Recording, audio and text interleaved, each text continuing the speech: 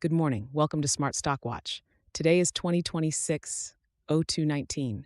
We're reviewing Coeur's fourth quarter and full year 2025 results. Joining me is John, senior analyst from Smart Stock Watch. John, quick headline. Coeur reported record FY2025 revenue of roughly $2.1 billion and record quarterly results. What's your immediate read? Thanks. This is a standout release. Coeur delivered record production and benefited from sharply higher realized metal prices in Q4, producing strong cash flow, dramatically lower net debt, and record adjusted EBITDA. The company also reconfirmed an aggressive 2026 plan and a transformational new gold acquisition that management expects to close in H1 2026. Revenue and profitability overview. Let's start with the top line. Coeur reported Q4 revenue of $675 million and FY revenue of about $2.7 billion, nearly double year over year. John, what's driving that surge? The surge is twofold: materially higher realized gold and silver prices and higher production across the portfolio. Q4 realized gold was $3,818 and silver $54, well above 2024 averages, and full-year production increased meaningfully, 419 K-oz gold and 17.9 oz silver. That combination drove revenue and a record adjusted EBITDA of roughly $1.3 billion for the year and $424.5 million in Q4. Margins and profitability also expanded. Adjusted net income and EPS jumped. How sustainable is that improvement? Much of the jump is market price-driven, so prices matter. But operational execution was strong. Costs per ounce remained competitive, and free cash flow rose to $666 for the year. Management also reduced total debt by 42% to $341 million and ended Q4 with $554 cash, effectively net cash. So the profitability gains reflect both commodity tailwinds and solid operational leverage. Operational performance, site-level highlights. Coeur broke out results by operation. Which sites stood out this quarter? Rochester and Las Chispas were particularly notable. Rochester hit record tons crushed and placed, driving a 40% YOY increase in silver and 54% YOY in gold production. Las Chispas, acquired via Silvercrest earlier in 2025, delivered significant free cash flow and is already producing within guidance ranges. Palmarejo and Kensington also delivered solid production and successful exploration outcomes that support longer mine lives. Any operational headwinds to watch? Mostly site-specific. Wharf experienced a crusher fire that reduced tons placed in the quarter. The company plans a permanent crusher replacement in Q2 2026. Also, cost guidance reflects inflationary pressures and FX exposure, notably a stronger MXN, which could nudge CAS higher in 2026 if sustained. Cash flow, balance sheet, and capital allocation. Balance sheet repair was a theme. Coeur finished the year with over $553 million in cash and reduced debt materially. John, how big a deal is that? It's a major shift.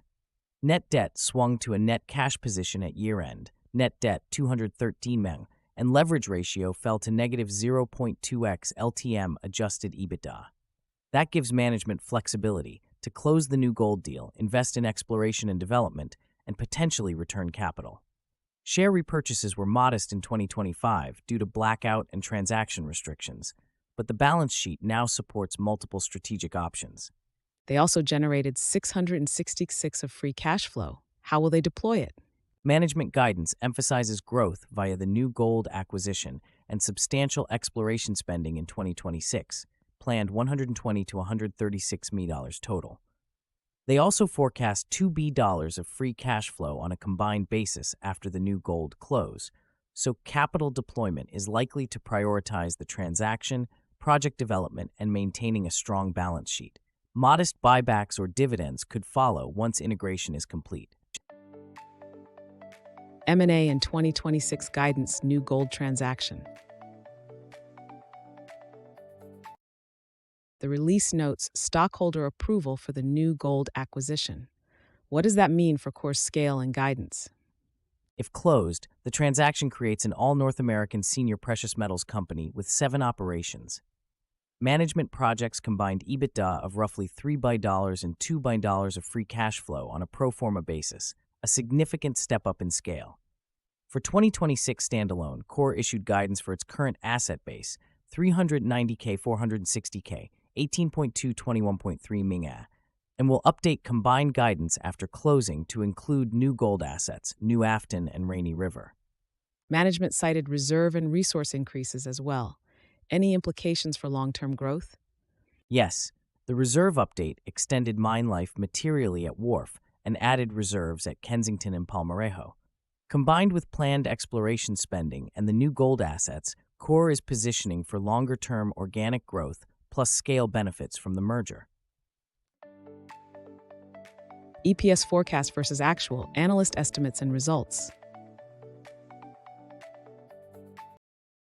We have consensus info. Analysts were forecasting Q4 adjusted EPS of 43 cents based on 3 analysts. Coeur reported adjusted EPS of 35 cents for Q4 and GAAP EPS of 29. John, how should investors interpret that gap? While revenue and adjusted EBITDA were exceptional, adjusted EPS missed the small consensus on the estimate we have. Part of the variance relates to acquisition accounting adjustments, tax and foreign exchange impacts, and a higher share count. Weighted average shares rose markedly in 2025. On an adjusted operating basis, the quarter was strong, but per-share metrics were affected by those non-operating and share count factors. Investors should differentiate operating cash generation and margin expansion from EPS variance driven by accounting and dilution effects. So sentiment is mixed. Great operations and cash flow, but an EPS shortfall to the small number of street estimates. Exactly. Fundamentals are very strong, but the per-share math and accounting items create short-term noise. With the new gold close and higher share count pro forma, per-share metrics will be an important focus for investors going forward. Market reaction, sentiment, and company response. What's the likely market reaction and overall sentiment from investors? Sentiment should be broadly positive because Coeur achieved record production, record adjusted EBITDA, hefty free cash flow, and a net cash position, all at a time when management is executing on consolidation. That said, the EPS miss relative to a small analyst sample and near-term operational issues like the Wharf crusher repair introduce caution. The market will also focus on transaction execution risk around new gold and integration details. What did management say publicly in the release about these outcomes? CEO Mitchell Krebs emphasized 3 consecutive quarters of record financial results driven by higher prices, disciplined cost management, and strong contributions across all 5 operations. Management stressed confidence 2026 and the strategic value of the new gold purchase in creating a North America-focused leader. They also highlighted elevated exploration plans and the expectation to update guidance after the transaction close. Risks, outlook, and what investors should watch.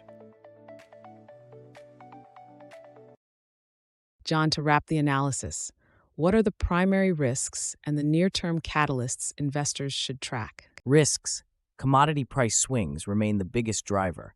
Currency, CAD, and inflationary cost pressures could push CAS higher. Execution risk around the new gold integration and site-specific operational issues like Wharf's crusher repair. Catalysts. Successful close of new gold in H1 2026 and a combined guidance update, quarterly production trends, particularly Rochester and Las Chispas, and the cadence of exploration results that underpin reserve extensions. Good. That gives viewers a clear checklist. Yes, and the strong cash flow profile means Coeur can both invest in growth and de-risk the balance sheet, which investors should keep in mind when weighing the risks.